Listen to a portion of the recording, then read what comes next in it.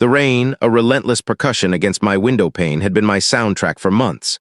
Each drop, a tiny hammer blow against the glass, echoed the dull throb behind my eyes. I sat, a ghost in my own living room, the city's gray sprawl a perpetual canvas outside. My coffee, a bitter comfort, had grown cold, its surface a dark mirror reflecting nothing but the tired lines etched around my gaze. Disgrace had a taste, metallic and stale, and it clung to my tongue like morning breath. Then the insistent buzz of my old burner phone shattered the fragile quiet. I stared at the anonymous number, my thumb hovering. It had been a long time since a call truly mattered. A part of me, the part that still craved the predictable rhythm of oblivion, wanted to let it ring itself into silence. But another part, a stubborn, buried ember, flickered. They found something, Cole, or rather, they didn't find something. The voice on the other end belonged to a former colleague, now the detective, his tone clipped urgent. I might want to see this, it's reminiscent. The word hung in the air, a poisoned dart. Reminiscent. It was the only word that could drag me from my self-imposed exile, a word that ripped open old wounds and sprayed fresh salt into them. Where? I asked, the question a reflex, a muscle memory twitching awake. The warehouse district, loading dock, camera blind spot. He rattled off, the location itself a morbid echo. The drive was a blur of neon and rain-slicked asphalt. My old sedan, a faithful companion through better days, hugged the slick roads, each turn pulling me further from the safety of my apathy. The closer I got, the sharper the edges of the world became. The scent of damp concrete and diesel fuel replaced the stale air of my apartment. My senses, long dulled by resignation, began to prickle. When I arrived, the scene was already a tableau of flashing blue and red. Uniformed officers moved with a practiced, almost balletic efficiency, cordoning off the perimeter. A swarm of forensic technicians, like meticulous insects, crawled over the crime scene, their white suits stark against the grime. The rain had momentarily ceased, leaving behind a sheen on every surface, reflecting the emergency lights in distorted streaks. The detective, a man whose face I knew better than my own reflection, stood near the edge of the taped-off area, his hands shoved deep into his pockets. He saw me approach, a flicker of something unreadable regret, necessity, crossing his features. He didn't offer a handshake, merely a curt nod. "Thanks for coming, Cole," he said, his voice low, meant only for me. I ignored the pleasantry, my eyes already scanning. High-value electronics, microchips, prototypes, the kind of stuff that disappears into the black market without a trace.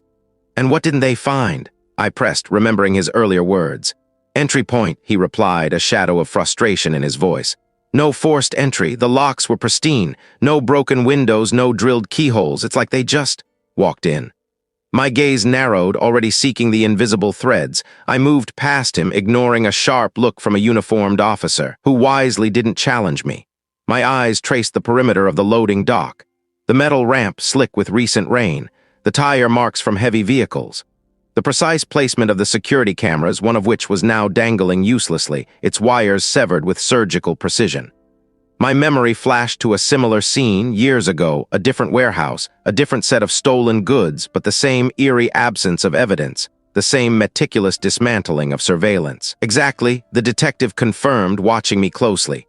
They knew the layout, knew the schedule, knew where to hit, and they were fast. In and out in under 7 minutes, according to the internal logs. No alarms tripped, no witnesses. I walked towards the severed camera, stooping to examine the cut wires. Clean, too clean, not a hurried hack, but a deliberate snip. My fingers brushed against the rough concrete of the loading dock, then traced the edge of the metal door. No pry marks, no scratches. It was as if the door had been unlocked from the inside or simply opened by someone with a key. "The door," I said, not a question, but an observation. "How did they get in?" The detective sighed, running a hand over his tired face. "That's the million-dollar question. Our guys are tearing the place apart, but so far nothing. No fingerprints on the locks, no sign of a bypass tool, a ghost. That's what he had been, the one who slipped through my fingers, leaving only a trail of meticulous, impossible crimes." I closed my eyes for a fraction of a second, the image of a file, thick with unanswered questions, flashing behind my eyelids. The modus operandi was screaming at me, the deliberate planning, the invisible entry, the precise target, the utter lack of any sloppiness. "And the alarm system?" I asked, opening my eyes, my voice sharper now. "Disabled from the inside," the detective admitted, a grudging respect in his tone. "A ghost in the machine, literally. Our tech experts are baffled. No remote hack, no evidence of a direct override from outside. It's like someone with full access codes just typed them in." I turned, looking at the large, empty space of the loading dock. The air, heavy with the scent of rain and desperation, seemed to hum with an unspoken challenge. My eyes lingered on a small, almost imperceptible scratch on the lower edge of the metal doorframe, just above the concrete. It was fine, hair-thin, easily missed by a casual glance, but to my trained eye it stood out. It's fresh. The detective knelt squinting. Could be anything, a pallet, a stray hand truck. No, I disagreed, my voice gaining a quiet intensity. Look at the angle, too low for a pallet, too precise for a random scrape, and it's not just one. There's another here.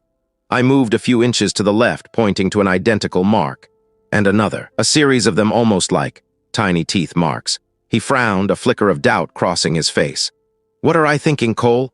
I'm thinking, I began, my mind racing, piecing together fragments of old nightmares, that they didn't just walk in. I'm thinking they crawled in. The rain began again, a soft, steady drizzle washing the world in shades of gray. But for me, the world had just become terrifyingly clear. And I, the disgraced, the broken, felt the old, familiar fire of purpose ignite in my gut. This wasn't just a heist. This was a message, and it was meant for me. The rain had been a shroud, but now it felt like a baptism, washing away the last vestiges of my self-imposed exile. The clarity that had struck me was a shard of ice in the gut, sharp and undeniable. He was back. The thought, a venomous whisper, coiled in my mind, challenging the years I'd spent trying to bury him, trying to bury it. My breath hitched, a phantom hand gripping my throat. To walk away again would be to condemn myself to a deeper hell, to let the ghost of my failure materialize into new victims. Against the screaming protest of every weary fiber in my being, I knew I had to follow the trail. My apartment, a dim mausoleum of regret, offered no comfort. The stale air hung heavy, a testament to my stagnation. I moved through it like a stranger, my hands already seeking the familiar weight of old tools, the forgotten maps of this city's underbelly. The official channels were closed to me, a lockout enforced by the bitter taste of my past mistakes. But the city in its vast indifference had always offered other paths. My first pilgrimage led me to the edge of the official investigation, a periphery where information often bled through the cracks. A colleague, a man whose weary eyes had seen too much and judged too little, was my reluctant oracle. His office, cluttered with the detritus of ongoing cases, smelled of stale coffee and desperation. "Cole," the colleague said, his voice a low rumble devoid of surprise. "I heard you were..." Resurfacing. He didn't look up from the stack of reports on his desk. I felt the weight of his gaze, a quiet assessment. "Something caught my eye," I replied, my voice rougher than I intended. "The recent incidents, they have a particular rhythm." He finally lifted his head, his brow furrowed. "The rhythm of a professional crew, yes. Clean, precise, but violent where necessary. The official line is organized crime escalating." "And the details?" I pressed, ignoring the official narrative. "The entry points, the security overrides, anything unusual." He hesitated, a silent battle playing out behind his eyes, loyalty to the badge ward with a deeper, unspoken understanding of my past. "Some things are perplexing, the silence, for one. No alarms triggered until after they were long gone. Not just disabled, Cole, never triggered at all, like they knew the system's heartbeat better than its own designers." He pushed a crumpled photograph across the desk, a grainy image of a shattered vault door. "And this, the sheer force, it contradicts the ghost-like entry." I picked up the photo. The vault door was indeed a mangled ruin, a testament to brute power. But my eyes were drawn to the edges of the frame, to a small, almost imperceptible scorch mark on the concrete floor near where the door had been hinged. A cover. He watched me, a flicker of something akin to recognition in his gaze. "I always did see what others missed." He cleared his throat. "There's another scene, fresh. They hit a distribution hub last night, not public yet. The usual high-value goods, no witnesses, no alarms. It's in the warehouse district, loading dock, camera blind spot. The perimeter was compromised in a way that's unique." The words were a siren song pulling me toward the very heart of the storm. Unique how? No forced entry at the dock door, it was just open, and then everything inside was gone, no sign of struggle, like they walked in, took what they wanted, and strolled out. But the security detail was incapacitated, not killed, just rendered inert, chemical maybe, still waiting on tox reports. My stomach clenched. It was his signature. I left the colleague's office with the phantom scent of old cases clinging to my clothes, the words warehouse district, loading dock, camera blind spot echoing like a death knell. The city outside was a blurred watercolor of neon and exhaust fumes, but my vision was singularly focused. It was late when I arrived, the district a skeletal landscape under a bruised sky. The air, thick with the metallic tang of industry and the lingering dampness of the recent rain, pressed in on me. The rows of corrugated steel like sleeping giants loomed. Police tape, a flimsy barrier against the truth, fluttered in the breeze. I slipped under it, a trespasser in a scene that felt sickeningly familiar. The official investigators would be gone by now, having processed the obvious. I sought the subtle, the almost invisible.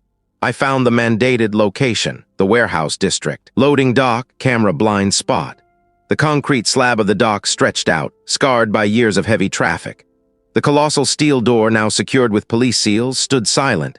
The air here was different, heavier, carrying the faint, sweet scent of something chemical, like overripe fruit mixed with antiseptic. My eyes fell upon a small, almost perfect circle etched into the grimy concrete near the edge of the dock, just beyond the reach of the official chalk marks. It was no larger than a coin, a shallow depression. I knelt, my fingers tracing its outline. It wasn't a random scratch. It was too precise, too deliberate, a point of leverage, perhaps, a tripod base for a specialized tool, but for what? The door showed no sign of forced entry. Then I saw it, almost invisible in the gloom, clinging to a minute imperfection in the steel door frame, just above the lock mechanism. A faint residue like dried clear sap, almost translucent. I scraped a tiny sample onto a sterile slide I always carried, a relic from my old life. It had a peculiar, almost waxy texture. I stood back, my mind racing. The colleague had said no forced entry, just open, and the security detail rendered inert. This residue, the etched circle, they weren't about brute force. They spoke of finesse, of a methodical, silent approach. The vault door photograph flashed in my mind, surgical destruction, after entry. He wasn't breaking in, he was walking in, and then covering his tracks with a theatrical display of force. There was I grasping at straws. The memory of the previous failure, the faces of the victims, flashed before my eyes. My stomach churned. Maybe I was just seeing what I wanted to see, desperate for a second chance at redemption. But then my gaze drifted to the corner of the loading dock, where a discarded shipping pallet lay askew. Beneath it, half buried in a thin layer of dust and grime, I saw a glint. I nudged the pallet with my foot, revealing a small, intricately carved wooden bird. Its wings were spread as if in flight, its tiny eyes obsidian chips. My breath caught in my throat. My hands trembled as I picked it up. This wasn't a common item. This wasn't a random piece of debris. A calling card, mocking me, mocking the authorities, mocking the very concept of justice. The world tilted. It wasn't a hallucination. It wasn't my demons playing tricks. He was back, and he was leaving me breadcrumbs, daring me to follow. The tension that had been a low hum now vibrated through every nerve, a tightening coil. This wasn't just an investigation anymore. This was personal. This was my penance, my reckoning, and I had no choice but to answer his challenge. The words clung to me, a shroud woven from memory and dread. Warehouse district, loading dock, camera blind spot. They whispered in the hollow spaces behind my eyes, a liturgy of a forgotten terror now resurrected. The colleague's office, with its stale coffee scent and the too bright hum of fluorescent lights, faded behind me. The city outside offered no solace, only the metallic taste of exhaust and the distant wail of a siren, a prelude to the discord brewing. I drove, not towards the comfortless quiet of my own forgotten apartment, but towards the spectral coordinates that had etched themselves onto my consciousness. The warehouse district was a skeleton of industry, rusted corrugated iron and chipped brick facades huddled against the river's cold breath. My tires crunched on loose gravel as I navigated the maze of narrow lanes, each turn bringing a fresh wave of concrete desolation. Above, a single, flickering security camera, its lens coated in grime, pointed blindly at the sky, a sentinel asleep at its post. The camera blind spot, his signature. My breath hitched. The air here tasted of salt and disuse, a fitting palette for a killer who trafficked in absence. My boots scuffed against the concrete, the sound unnaturally loud in the vast quiet. The loading dock itself was a concrete slab, scarred with tire marks and oil stains. Nothing obvious. Nothing for the official eye, trained on the superficial, to latch onto. But I knew better. My eyes traced the grimy outlines of old graffiti, then drifted to the rusted bolts of a disused hoist. Everything seemed to have a story, if only I knew how to read it. Then I saw it. Not a clue in the traditional sense, but a faint, almost imperceptible sheen on the concrete near the dock's edge, reflecting the anemic moonlight. A residue, not oil, not water, something else. It held a faint, almost sweet chemical scent, quickly dissipated by the wind but sharp enough to prick at a dormant memory. A solvent, perhaps, something to clean a surface or to prepare it for a specific adhesive. I crouched, studying the faint mark, a phantom brushstroke. This wasn't the work of opportunistic thieves, this was careful, precise. Inert. A sudden sharp ring from my pocket shattered the quiet. My phone. The caller ID glowed with the name of a former colleague, now a ranking officer. Another one. Worse this time. My stomach dropped. Where? Downtown, the National Depository, armored transport. They hit it 20 minutes ago, total blackout, no alarms, no witnesses, just a place of impenetrable security, a fortress. This was a significant leap, a brazen escalation. The thought of that faint, sweet chemical scent on the loading dock earlier, the silent preparation, twisted in my gut. Any casualties? I asked, my voice strained, a beat of hesitation. One. Driver. He was found him slumped over the wheel, no visible wounds, just inert. The word, once a phantom, now a hammer blow. My grip on the phone tightened until my knuckles blanched. He was here. The official voice continued, a distant drone. We're reviewing all security footage, materialized and then vanished. The lead detective, a newcomer named Davies, is already asking questions about old cases. Unwelcome attention. Davies, I knew the type, ambitious by the book, probably viewed my past as a stain on the force. My involvement would be seen not as expertise, but as a liability, a ghost haunting the new investigation. Cole, are you listening? The officer pressed. The faint sheen on the concrete now seemed to mock me, a silent testament to a meticulous preparation that had gone unnoticed by everyone but me. He had used this exact method before, the subtle incapacitation, the seamless vanish. And now he had refined it, applied it to a target of immense value and public visibility. They're calling it a miracle of precision, the officer continued, a note of awe in his voice, quickly stifled by professional grimness. Not a single bullet fired, no forced entry. It's like the vault doors just opened. Opened. My mind raced back to the original cases, to the meticulous planning, the near-impossible access. He always found the seam, the hidden weakness. And now, at the National Depository, he had found the largest seam of all. The third heist. More ambitious, more public. And now the lead detective, a fresh face, was already digging into my discredited history. My presence here at this abandoned loading dock felt suddenly like a damning piece of evidence. I had been drawn back into the current, and now the current was pulling me under, not just into the mystery, but into the unforgiving glare of official scrutiny. The game had begun, and I was already a suspect in the eyes of those who should have been my allies. My own ghosts were not the only ones I had to contend with. The phone receiver felt like a block of ice against my ear, the dial tone a shrill phantom in the vast silence of the warehouse district. My mind, however, was a roaring furnace. And now, at the largest repository of all, he had burrowed in, a phantom mole in the heart of the system. I hung up, the silence returning with a heavy, suffocating drape. The metallic tang of the night air, usually a comfort, now tasted of rust and decay. I moved to the grimy window, watching the skeletal silhouettes of cranes against a bruised sky. The news about the National Depository wasn't just a shock. It was an echo, a spectral hand reaching from the grave of my past. The original cases, the ones that had torn my life to shreds, had always been about more than just the taking. There was a meticulousness that spoke of purpose, a precision that hinted at a message etched in blood and loss. It wasn't about the glint of gold or the rustle of paper currency. Inside, nestled amongst forgotten notes and a flask I rarely touched, lay my battered tablet. Its screen flickered to life, a small beacon in the gloom. I needed to see it all laid bare. The first target had been a private vault owned by a retired industrialist, known for his eccentric collection of historical documents. The second, a corporate data center, its servers humming with proprietary information for a bioengineering firm. And now the National Depository, a fortress designed to safeguard the nation's most precious assets. On the surface, it looked like a progression of escalating monetary value, a thief's ambition growing with each success. I began my cross-referencing, pulling up news archives, security firm reports, and my own meticulously encrypted files from the old case. The screen glowed, illuminating the faint tremor in my hands. The common thread wasn't immediately apparent. Money, yes, but what kind of money? What kind of documents? What kind of data? The details were always vague in public reports, deliberately so. But I knew the game. I knew how to read between the lines, how to find the ghost in the machine. The industrialist's vault hadn't just held cash. It had contained a specific collection of century-old land deeds and surveyor's maps, all related to a vast, now-defunct railway expansion project. The bioengineering firm's data wasn't just R&D. It was specific genetic sequencing data for a rare indigenous plant species thought to be extinct. And the National Depository.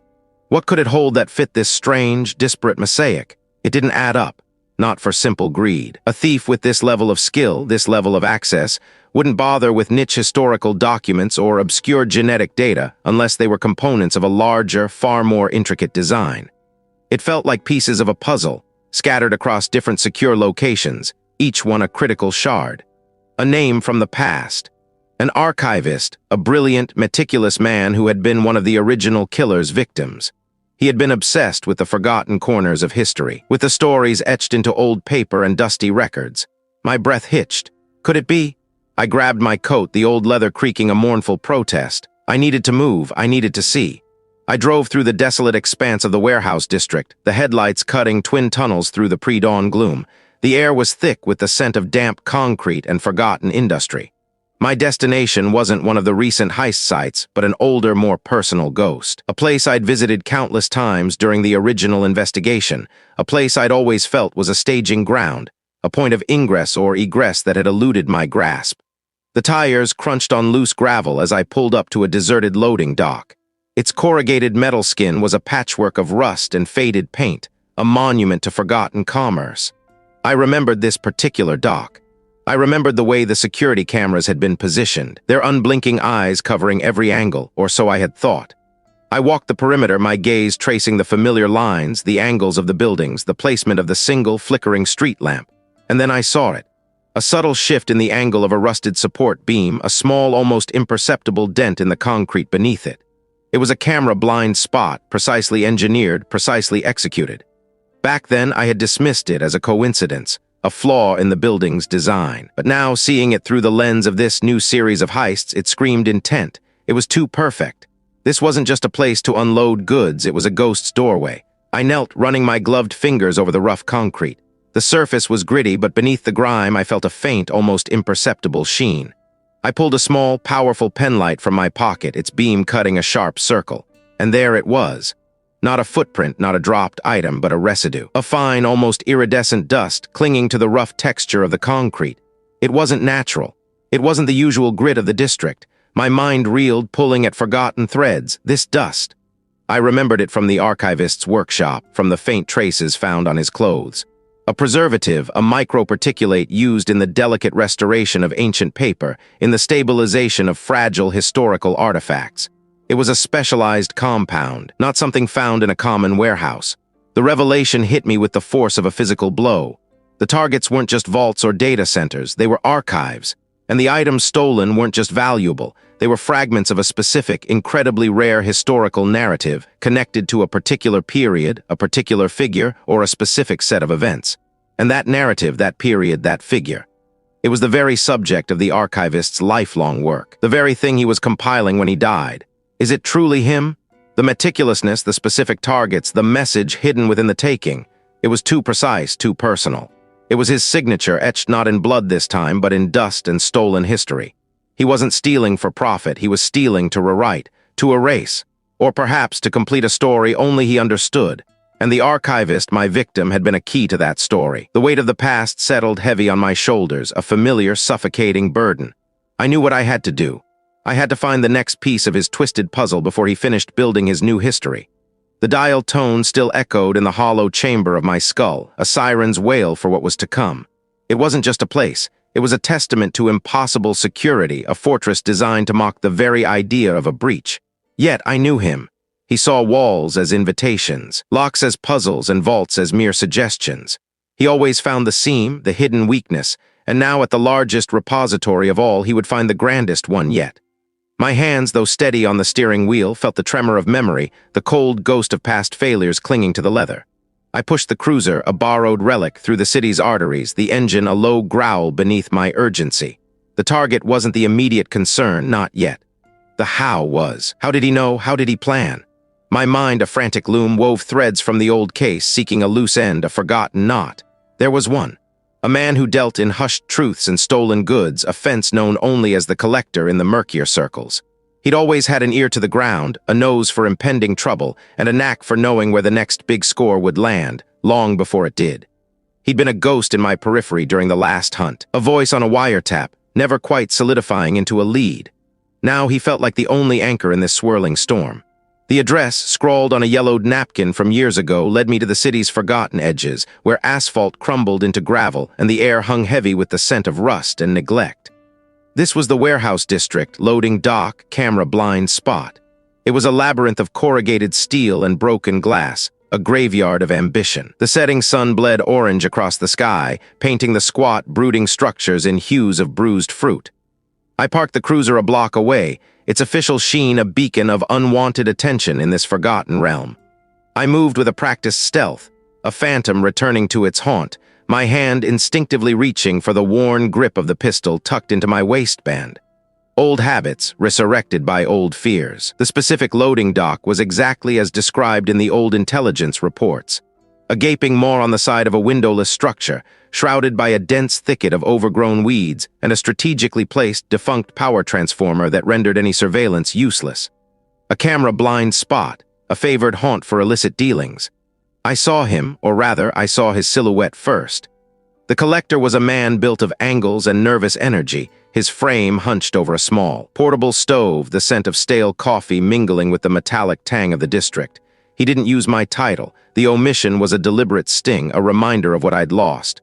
"The National Depository," I stated, no preamble. "Tell me what I know." He flinched, a visible tremor shaking his entire frame. "I know nothing, former detective, my days of acquiring information are long past." He gestured vaguely at the desolate surroundings. "I brew my coffee here. In peace, peace," I scoffed, my voice a low rumble. "There's no peace here, not for I, not for me, and certainly not for him. He's back, isn't he? That was a long time ago. Leave it be, Cole. He's digging up new graves. Tell me who helped him find the seams of the national vaults, not details. Just a name, eh? Not a man, more like a ghost of a ghost. Someone who collects the fragments, the discarded pieces. He's looking for something specific, Cole. Not just the gold, something." Older, he asked about the legacy. "Legacy?" I felt a prickle of unease. This didn't fit the pattern. His heists were about the score, the audacious challenge, the sheer spectacle of his genius. "What legacy?" Before he could answer, a sudden, sharp clang echoed from deeper within the warehouse, metal on metal. I lost my footing for a split second, grappling for balance, the element of surprise stolen. A glint of steel, a choked cry. He looked at me, his eyes pleading, a final, desperate gasp escaping his lips. The key. Before I could react, before I could even draw my weapon, the assailant vanished, melting back into the Inkai blackness from which it had emerged. The flickering bulb above the dock seemed to dim further, casting the scene in an even more macabre light. Dead, just like the others who knew too much, who saw too much. My breath hitched. I had been too slow, too focused on the past, on the pattern I thought I knew. This wasn't just a confrontation, it was a brutal silencing, a message delivered with lethal precision. He was not just mirroring the past, he was twisting it, evolving. And I, caught in the undertow of memory, had walked straight into a trap, leaving a dead man in my wake, another failure etched onto my soul. The National Depository, the legacy, the key, what did it all mean? My mind reeled, a sudden, sickening doubt blooming in my gut. Was I even chasing the right ghost? Or had I just helped him erase another inconvenient witness? The cold wind picked up, a mournful whisper through the skeletal structures, carrying with it the bitter taste of a significant setback. The metallic tang of blood clung to the damp air, a visceral punctuation marked to the silence that had swallowed the attacker whole. My hand instinctively flew to my ribs, not finding a gaping wound, but a ragged tear in the fabric of my jacket, a burning scrape beneath. It wasn't my blood then, not much of it anyway. A phantom touch, a fleeting pressure, and then nothing but the cold breath of the warehouse district, loading dock, camera blind spot. The flickering bulb above, a lone, jaundiced eye, seemed to mock my solitude. I pressed my palm against the rough concrete wall, steadying myself. How could someone vanish so completely, so swiftly? Like smoke, like a bad dream, my eyes, still dilated from the sudden assault, scoured the immediate vicinity. No footprints on the grimy floorboards, no disturbed dust, nothing. It was as if the very air had swallowed them. My gaze dropped to the exact spot where the assailant had stood, where the brief, brutal ballet had unfolded. A tiny, almost microscopic shard. I knelt, wincing as my scraped side protested, and carefully picked it up. It felt out of place amidst the industrial grime, a jewel in a junkyard. Obsidian, my mind snagged on the word, pulling at a thread from a tapestry I'd tried to forget. The old case. The serial killer I'd hunted, the one who'd slipped through my fingers like mercury. Not always left at the scene, but often found in the personal effects of his victims, or in the meticulous, almost ritualistic arrangements he made. It was a detail so specific, so obscure, that only a handful of people would know it. This wasn't merely a copycat. This was something far more insidious. The heists, the methods, the meticulous planning, all of it had been a cruel mirror reflecting the past. But the obsidian fragment left here after an attack that felt less like an assassination attempt and more like a warning that changed everything.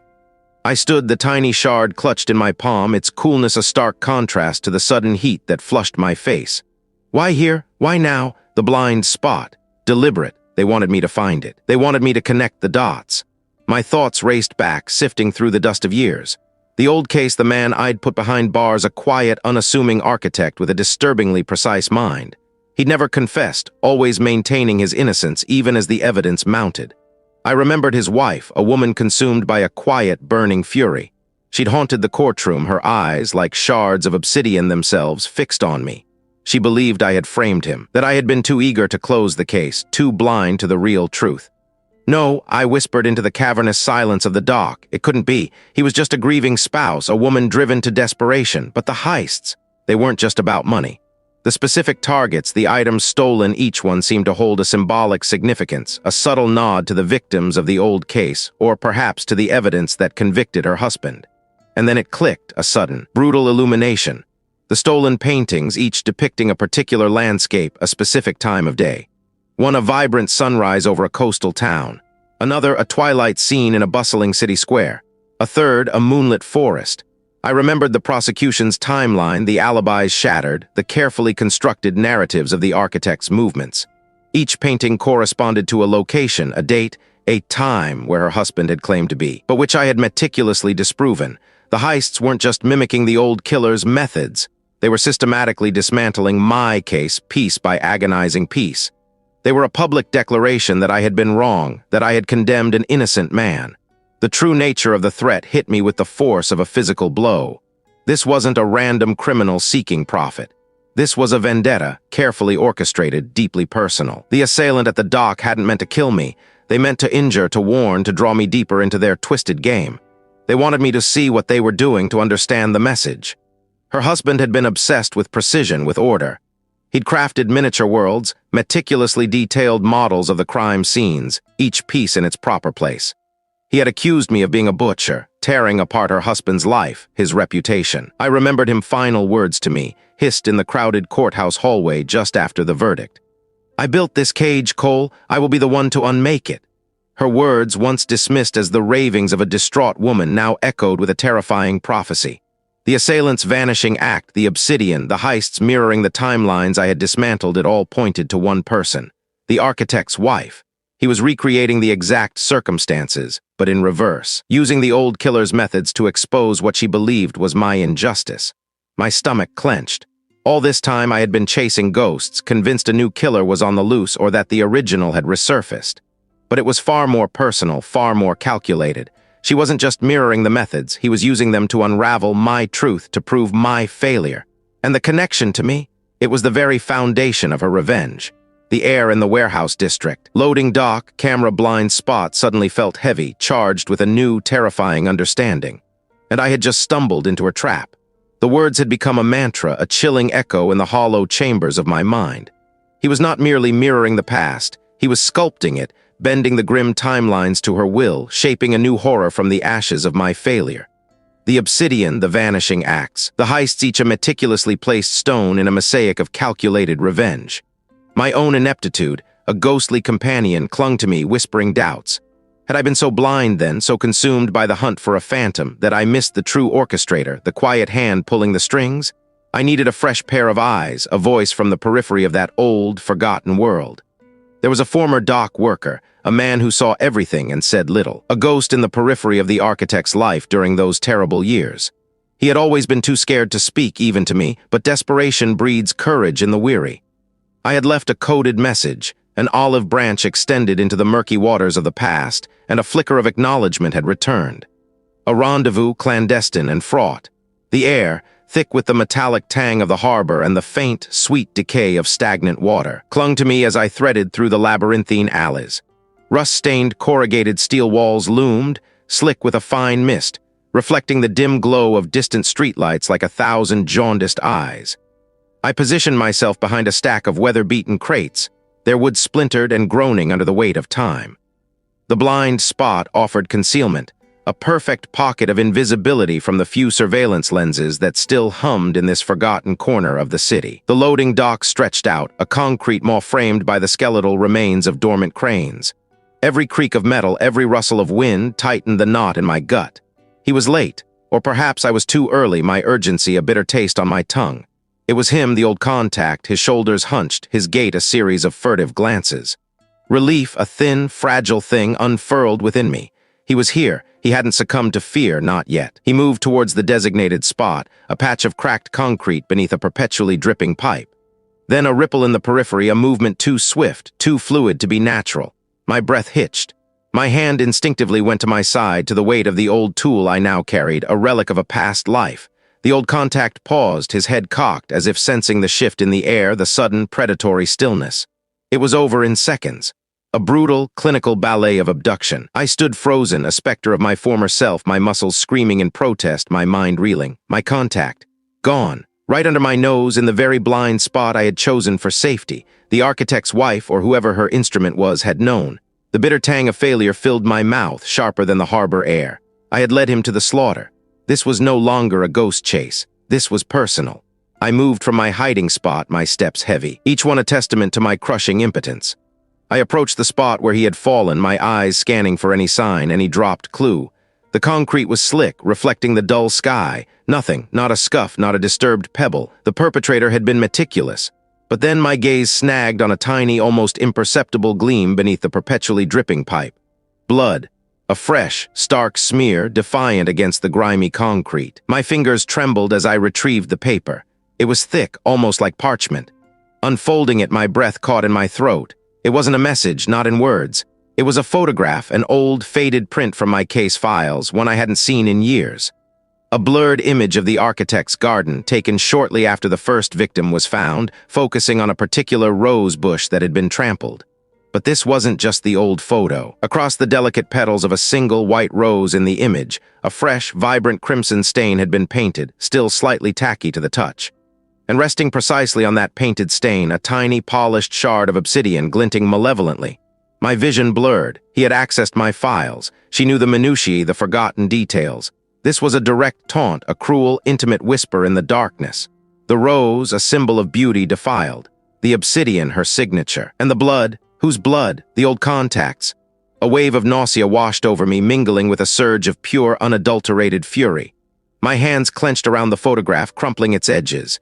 She wasn't just mirroring the past, he was mocking it, orchestrating a grand, macabre performance, and I was her unwilling audience, her unwitting pawn.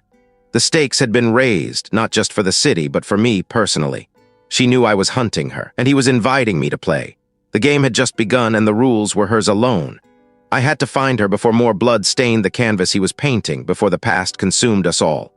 The words, once a whisper, now hammered against the walls of my skull, a relentless rhythm of culpability. She wasn't merely mirroring the past, he was sculpting it, bending the grim timelines to her will, shaping a new horror from the ashes of my failure. The obsidian, the vanishing acts, the heists, they weren't random. They were pieces of a mosaic, painstakingly assembled, and I had been too blind, too consumed by my own ghosts to see the design taking shape. I sat in the stale air of my cramped apartment, the city's muted hum a distant backdrop to the clamor within my mind. Spread across the scarred wooden table were printouts, old case files, news clippings yellowed with age, and photographs of the architect, a man I'd dismissed as a peripheral figure in the original catastrophe. His face, once blandly unremarkable, now stared back at me with a chilling significance. The previous heists. I'd focused on the how, the impossible disappearances, the precision, but the what had eluded me, or rather, I'd filed it under valuable items. My mistake. I leaned closer to a blurred image of a stolen sculpture, a contemporary piece of polished bronze. I remembered the report, unremarkable artistic value, primarily sentimental to its owner. But the owner was a former business partner of the architect. Another item, a collection of rare blueprints taken from a gallery, blueprints. A pattern faint at first, then stark, began to emerge. She wasn't just stealing valuables, he was stealing history. Pieces of the architect's life, his career, his perceived triumphs and concealed shames. Each item a fragment, not of financial gain, but of narrative. He was curating a story, and I, the disgraced storyteller, was finally beginning to read the chapters. My breath hitched. The architect's wife wasn't seeking mere vengeance for him or for herself. He was performing an autopsy on his legacy, dissecting it for the world to see or perhaps for herself to understand. He was revealing the rot beneath the polished surface, using the grim playbook of a serial killer to expose a different kind of monster. This wasn't about the original killer's targets, it was about hers. My failure wasn't just in catching him, but in failing to see the broader implications of his initial targets, the ones he was now echoing and expanding upon. Wait, I muttered, the word a rasp in the quiet room. That doesn't add up. If he was exposing corruption, why the vanishing acts? Why the theatricality? Unless the vanishing acts weren't just about escape. They were about control, about demonstrating a power that defied explanation, a signature as potent as the obsidian shards left behind. A way to sow fear, yes, but also a way to command attention, to ensure her message wasn't just heard, but felt. I pushed back from the table, the chair scraping loudly. The pieces clicked into place, not a perfect fit, but close enough to build a framework. He would strike again. He had to. Each heist was a statement, and she hadn't finished her argument.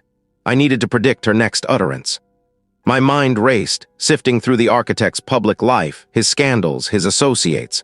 One name surfaced from the depths of my memory, a man who had testified against the architect in a minor embezzlement probe years ago, a man who had recently acquired a highly specific, unique collection of antique navigational instruments. The architect had designed the building where the collection was housed, a secure, private display.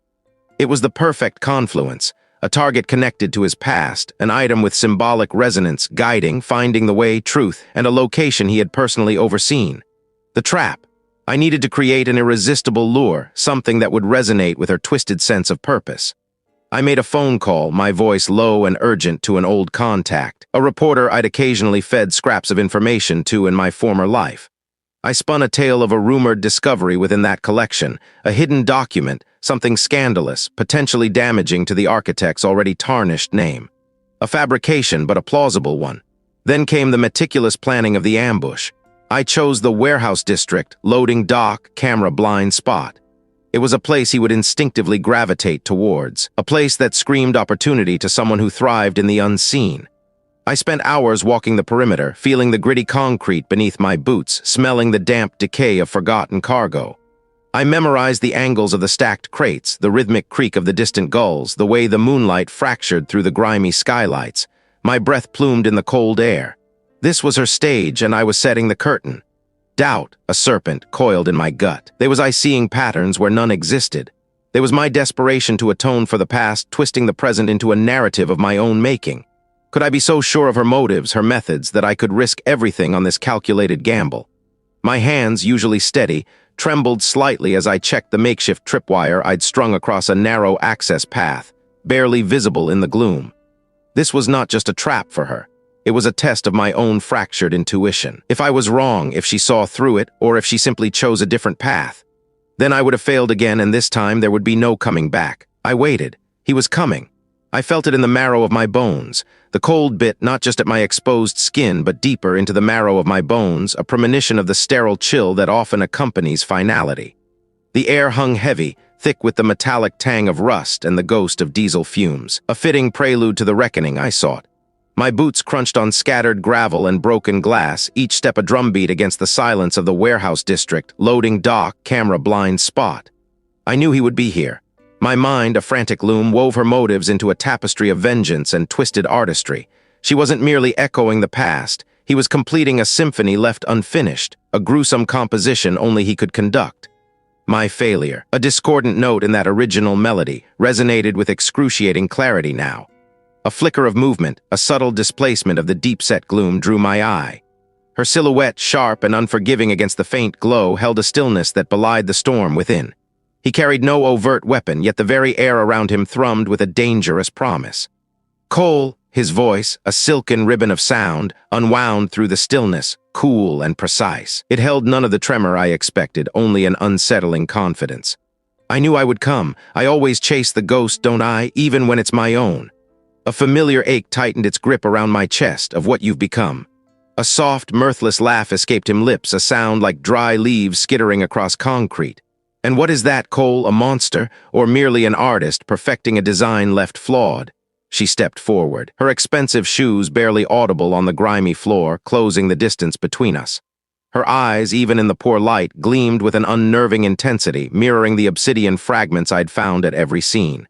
He built the framework. I merely supplied the finishing touches, only a twisted obsession. Obsession, she echoed, tilting her head slightly, a predator assessing its prey. Or justice. You saw the architect's work. You understood the elegance, the precision. But you missed the heart of it, didn't you? The why. You only saw the blood, never the blueprint. My jaw tightened. I saw a killer and I failed to stop him, a failure you've now twisted into your own grotesque masterpiece. The admission, raw and sharp, cut deeper than any blade. It was the truth that gnawed at me, the bitter root of my relentless pursuit. Precisely, she purred, her gaze unwavering. A masterpiece. He started it, but his vision was incomplete. He lacked the courage to truly finish it, to make them see. See what? I demanded, my voice rising, the tension coiling tighter between us. The fragility of their carefully constructed lives, she articulated, each word a deliberate surgical cut. The illusion of control he wanted to dismantle, I wanted to reveal, to strip away the facade layer by agonizing layer until only the truth remained. A truth warped by grief and a hunger for retribution. I realized this wasn't merely about mirroring the past. It was about escalating it, amplifying the original killer's message through her own distorted lens, to reflect their own fear back at them and a reminder of what was taken, of what could be. Then a sudden shift in her stance, a subtle tightening of her shoulders. Her hand moved not to draw a weapon, but to flick a switch hidden on a nearby conduit box. My breath hitched. My eyes, accustomed to the low light, were now useless. I instinctively reached for the worn grip of my own service weapon, but hesitated. She wanted a psychological battle first. You were so close, weren't you, so certain, and then, nothing, just an empty space where justice should have been. The words struck with the force of a physical blow. A tremor ran through me. She knew the precise wound to prod, the exact nerve to sever. For a fleeting, agonizing second, the old doubts, the ghosts of incompetence, flickered in my peripheral vision, threatening to consume me. Was I truly capable of stopping her, or was I merely stumbling into another inevitable defeat?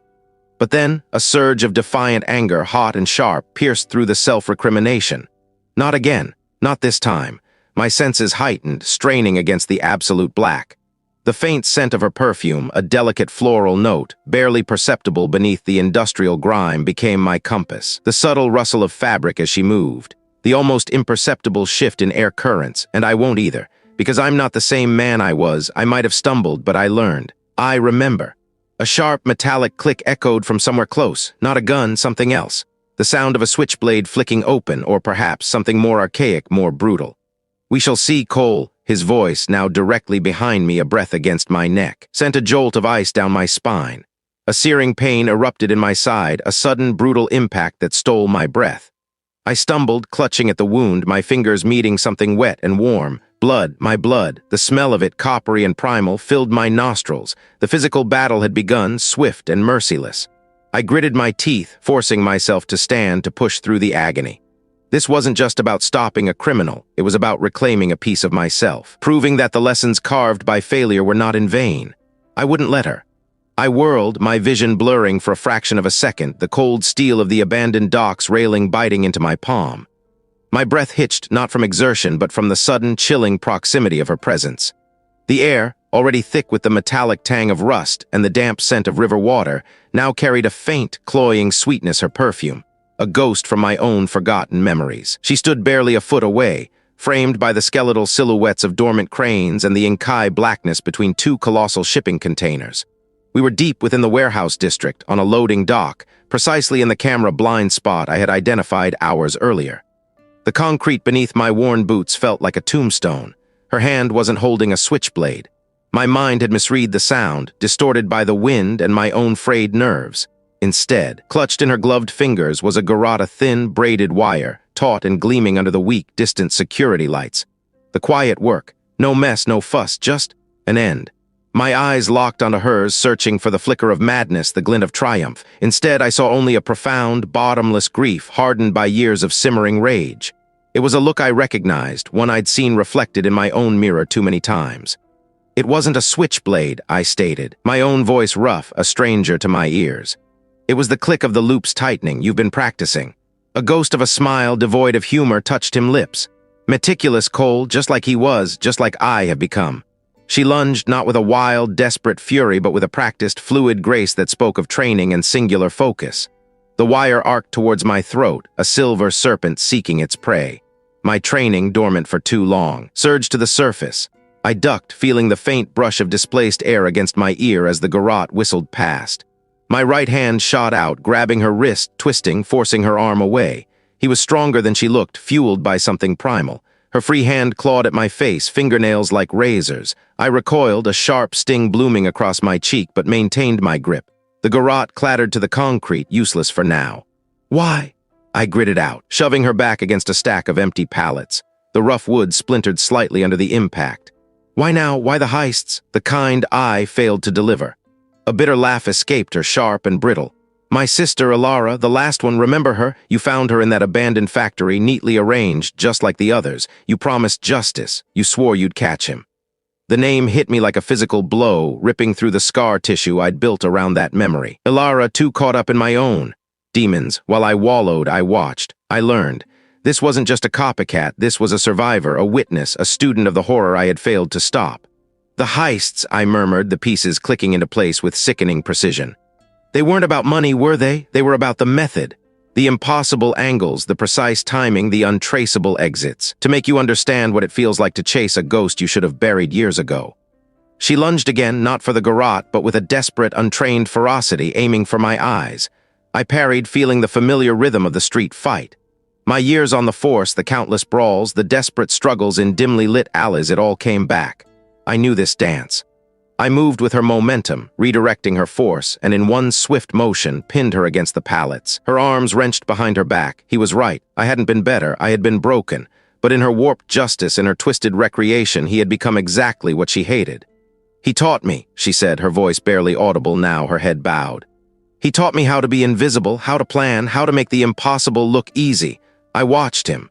The original killer hadn't just escaped, he had groomed an apprentice, an unwitting successor in his wake, even if her motives were born of grief. He taught me." The words echoed, revealing a deeper, more insidious horror.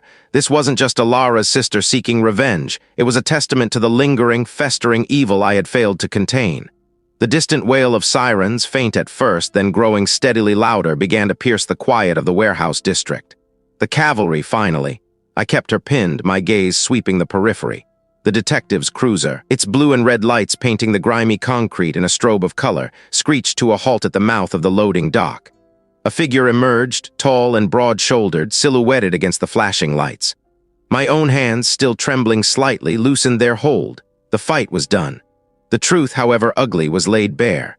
The knot in my gut, the one that had tightened with every unsolved clue, every ghostly echo of the past, began to unravel. It wasn't relief, not entirely. I met his gaze, then looked down at the woman, her shoulders slumped in defeat. The ghost of Alara and the other victims still lingered in the frigid air, but for the first time in years I felt a flicker of something akin to peace. I hadn't caught him, not yet, but I had stopped her. And in doing so, perhaps, I had finally begun to catch myself.